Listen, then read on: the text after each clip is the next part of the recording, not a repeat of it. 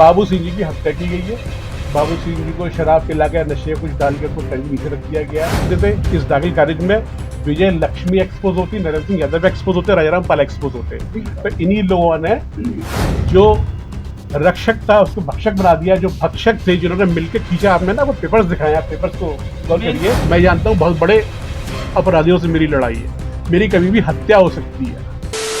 थाना चकेरी क्षेत्र में लगभग 3 माह पहले हुए किसान बाबू सिंह आत्महत्या के मामले में आरोपी घोषित होने के बाद लगभग 3 महीने से ही भाजपा नेता आशु दिवाकर फरार चल रहा था। लेकिन जैसे ही उसे कोर्ट से राहत मिली तो अचानक से अब प्रकट हो गया है। अचानक से प्रकट होने के बाद जैसे ही आशु दिवाकर ने अपना मुंह खोला और गंभीर आरोप विपक्षियों पर लगाए, कुछ दस्तावेज भी दिखाए, उसके बाद से एक बहुत बड़ा विपक्षी दल और पूरी की पूरी राजधानी हिल गई है। भाजपा नेता आशु दिवाकर और किसान बाबू सिंह आत्महत्या मामले को शायद ही कोई ऐसा व्यक्ति हो जो ना जानता हो। ये मामला राजधानी तक चर्चित है। लेकिन हम आपको बता दें फिर से कि लगभग 82 दिन पहले एक मुकदमा थाना चकेरी में दर्ज हुआ था आशु दिवाकर और अन्य के खिलाफ, जिसमें आरोप लगा था कि इन सभी ने मिलकर के किसान बाबू सिंह को इतना प्रताड़ित किया कि उन्होंने आत्महत्या कर ली। उनका शव रेलवे के ट्रैक पर पड़ा पाया गया था। उनके जेब में एक पर्ची मिली थी जिसमें सभी के नाम लिखे थे, जिसके बाद से लगातार कानपुर पुलिस आशु दिवाकर को गिरफ्तार करने में लगी हुई थी। आपके सामने है, आप देख सकते हैं कि आशु दिवाकर के घर पर डुगडुगी भी बजाई गई थी। पुलिस 82 की कार्रवाई भी करने पहुंची थी और उसके बाद जब घर की कुर्की होनी थी तो अचानक से इस सदमे को आशु दिवाकर की मां सहन नहीं कर पाई और स्वर्ग सिधार गई थी। अभियुक्त डॉक्टर प्रियरंजन यदि निश्चित समय में न्यायालय में उपस्थित नहीं होता है तो उसकी संपत्ति को कुर्क कर दी जाएगी। माननीय न्यायालय का आदेश धारा 82 की घोषणा की प्रत उसके सहन दरवाजे पर 2 गवाहों के समक्ष चस्पा की गई। श्रीमान पुलिस आयुक्त कानपुर नगर द्वारा 1 लाख रुपए का इनाम घोषित किया गया है। आशु दिवाकर की मां का निधन होने के बाद भी आशु दिवाकर उन्हें अंतिम विदाई भी देने नहीं आ सका था, उनका अंतिम क्रियाक्रम भी नहीं करने आ सका था।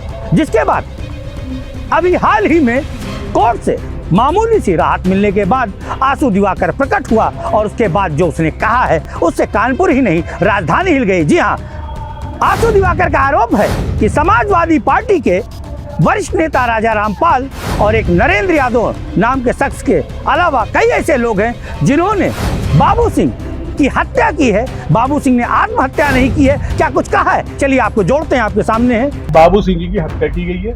बाबू सिंह जी को शराब पिलाकर नशे कुछ डाल के उसको टंग नीचे रख दिया गया है। बाबू सिंह जी मरने वाले व्यक्ति नहीं थे। बाबू सिंह जी के पास आज भी पूसा देवी की 6 बीघा जमीन है, वो आज भी मजबूत थे।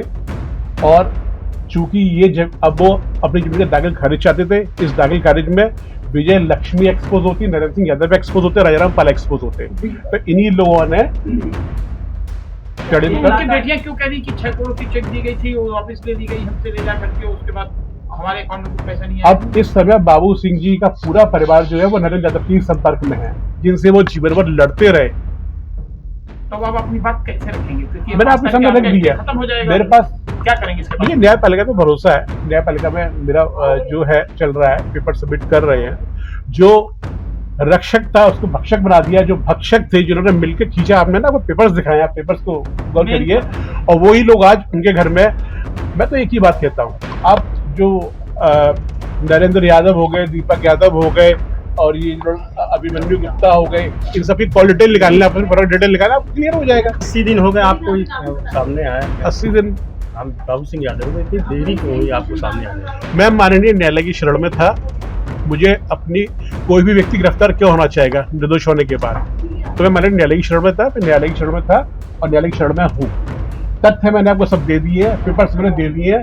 फिर से अगले जी से मैं कहता हूँ, खुद आना चाहे स्वागत है, बहुत बड़े नेता नहीं आएंगे, अपने प्रतिनिधि को भेज दें। पार्टी ने मुझे 2 बार विधानसभा का चुनाव लड़ाया है, माननीय आयोग का सदस्य बनाया है और 17 साल के कैरियर में मेरे ऊपर एक भी क्रिमिनल केस नहीं है, एक भी करप्शन का केस नहीं है, एक भी ठेकेदारी, पंजीकरण, इन सब का केस नहीं है। और राजाराम पाल वो व्यक्ति है जो ऑपरेशन दुर्योधन स्टिंग ऑपरेशन हुआ था, 25,000 में बिके थे। और निष्कासित हुए थे संसद से, जो पिछड़े दलितों का जिम्मा ले रहे हैं, जो पीडीए कर रहे हैं, ये उस कैटेगरी से मेरी लड़ाई है। मैं तो तय कर चुका था कि अब मैं अपना जीवन राजनीति छोड़कर डॉक्टरी में करूंगा, लेकिन आज ये बिगुल फूंकता हूँ ऐसे धर्मियों के खिलाफ, अब ये लड़ाई जारी रहेगी। मेरा उनसे यही है, फिर से आप मेरी बात को सुन लें, यदि मैं दोषी निकलता हूँ बाबू सिंह जी की इस घटनाक्रम के लिए, तो मैं अपनी पूरी प्रॉपर्टी देता हूँ उनके बच्चों के नाम पे। यदि उनकी सरकार, वो और उनके राजाराम पाल इस घटनाक्रम में कल्प्रिट साबित होते हैं, जैसा मैंने अभी साबित किया आपके सामने ऑन द पेपर्स, तो वो भी एक चौथाई हिस्सा उन बच्चों के नाम पे कर दें। यही मैं खत्म होता हूँ। और अब ये लड़ाई खुल के होगी। मैं जानता हूँ बहुत बड़े अपराधियों से मेरी लड़ाई है, मेरी कभी भी हत्या हो सकती है, लेकिन ये धर्म युद्ध है, अभी ये लड़ाई जारी रहेगी। तो आपने सुन ही लिया होगा आंसू दिवाकर की जुबानी कि समाजवादी पार्टी के वरिष्ठ नेता राजाराम पाल और उसके साथ नरेंद्र यादव समेत कई ऐसे लोग हैं जिन्होंने हत्या की है बाबू सिंह यादव की। और जैसा कि कहना है आंसू दिवाकर का कि उन्होंने तो कुछ किया ही नहीं था, लेकिन ये इनका एक तरफा मामला है। और अगर ये सही थे तो पुलिस से भाग क्यों रहे थे? बहुत से ऐसे सवाल हैं जो कहीं ना कहीं अपने आप में प्रश्न चिन्ह खड़ा कर देते हैं। फिलहाल इस मामले में क्या कुछ कहना है कानपुर के संयुक्त पुलिस कमिश्नर आनंद प्रकाश तिवारी जी का, वो भी हम आपको सुनाते हैं, आपके सामने है। ये आंसू दिवाकर ने एडिशनल एफिडेविट दाखिल किया हाई कोर्ट में, और माननीय उच्च न्यायालय ने हमसे उस पर उत्तर मांगा है। माननीय उच्च न्यायालय ने पैराग्राफ 6, 7, 8, 9, 10 और 11 के अगेंस्ट हमसे आंसर मांगा है और कहा है कि इस परिस्थिति स्पष्ट करें। अभियुक्त आंसू दिवाकर ने उच्च न्यायालय में ये कहा है कि वह कहीं भागा हुआ नहीं था। उसका जो नॉन अवेलेबल वारंट माननीय न्यायालय ने जारी किया, वह हरीडली जारी किया गया है और 5 दिनों के भीतर जारी किया गया है, जबकि वह पुलिस को कोऑपरेट कर रहा है। और इस विषय में अभियुक्त ने यह बताया है कि जांच को एफआईआर दर्ज होने के रात से, यानी कि 10/11 की रात से वह कोऑपरेट कर रहा था। और इसके संबंध में उसने कॉन्टेक्ट डिटेल कुछ शो किए हैं, अपने स्क्रीनशॉट शो किए हैं। बेसिकली वो मोबाइल के व्हाट्सएप कॉलिंग के स्क्रीनशॉट दिए हैं और उसने ये बताया है कि वो अधिकारियों से, एसीपी से और एसएचओ से बात कर रहा था, उन्हें विवेचना में सहयोग दे रहा था और उनको पत्रावली भी उसने प्रस्तुत किए और दिखाए थे। ये उसने एफिडेविट के माध्यम से बताया है। हमने जो हमारी जांच है, हम जानते हैं कि प्रियरंजन आंसू दिवाकर की पत्नी अनामिका प्रियरंजन 13 तारीख को पूछताछ उनसे हुई थी, 12 को भी पूछताछ हुई थी, 11 को भी पूछताछ हुई थी। और हम लोगों ने मैनुअल, फिजिकल सभी प्रकार के सर्विलांस भी फैमिली मेंबर्स के साथ रखे थे ताकि प्रियरंजन आंसू दिवाकर कहाँ हैं ये पता चल सके। तो वी आर वेरी क्लियर कि प्रियरंजन आंसू दिवाकर ने फॉल्स जो फैक्ट है वो प्रोड्यूस किए हैं माननीय न्यायालय के सामने, और पहले भी सेशन न्यायालय के सामने प्रियरंजन आंसू दिवाकर ने फॉल्स फैक्ट जो है प्रोड्यूस किए हैं। अगर आप देखेंगे तो सेशन न्यायालय में एडीजे महोदय के न्यायालय में इन्होंने बताया है कि वो रिजेंसी हॉस्पिटल में एडमिट थे, जबकि रिजेंसी हॉस्पिटल ने इन राइटिंग दिया है कि इस नाम का और इनके जो भी पिताजी का नाम है, जो भी डिटेल है, इस डिटेल का कोई भी व्यक्ति हॉस्पिटल में कभी भी इस समय अवधि में एडमिट नहीं रहा है। तो ये फॉल्स फैक्ट प्रोड्यूस कर रहा है, बेसिकली रॉन्ग फैक्ट्स, और माननीय न्यायालय को मिसगाइड करके रेमेडी लेने का प्रयास है। We are here to produce all the correct fact and we are very clear कि honourable court will go through with all the correct facts and whatever is the genuine will get remedied.